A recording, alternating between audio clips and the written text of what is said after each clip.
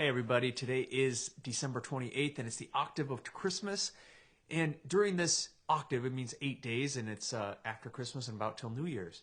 And there's actually a lot of feast days in the between here. And today is one of those feast days. It's the Feast of the Holy Innocents, kind of a sad day where we commemorate those babies who died because Herod was looking for the Christ child in Bethlehem.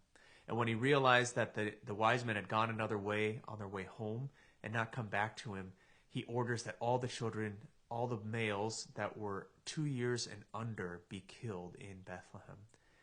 And when we think about things like this, it's interesting that it happens throughout history where those who are in power want to keep those underneath them, especially the most vulnerable. They want to snub them out even. It's this weird thing that we can do as human beings that right now in our day and age, it happens with abortion, and it's sad that we can reduce what's in the womb and try to make it sound like it's not a real human being, but it is, and then that can die, and that's a really sad thing.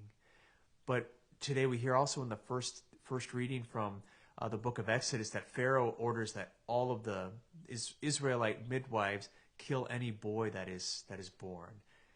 Because he sees that they are growing more and more numerous and he doesn't want any more Israelites because they're afraid of them.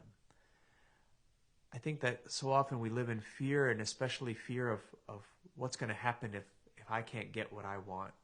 What's going to happen if things don't go the way that I want. And that leads us sometimes down these roads that are really dark and that make us want to hurt others somehow because we feel like maybe that'll help us to stay ahead. I think we always need to pray against that sort of thinking and pray against this part of us that wants to put others down so that we can be lifted up. But what we can do is look to how God has always preserved his beloved.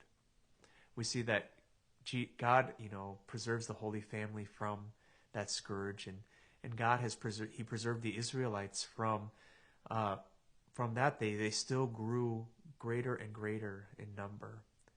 And God continues to preserve his people today, his faithful people. Let's ask the Lord that we might be more faithful to him and not live in fear, but that we might truly give ourselves to him.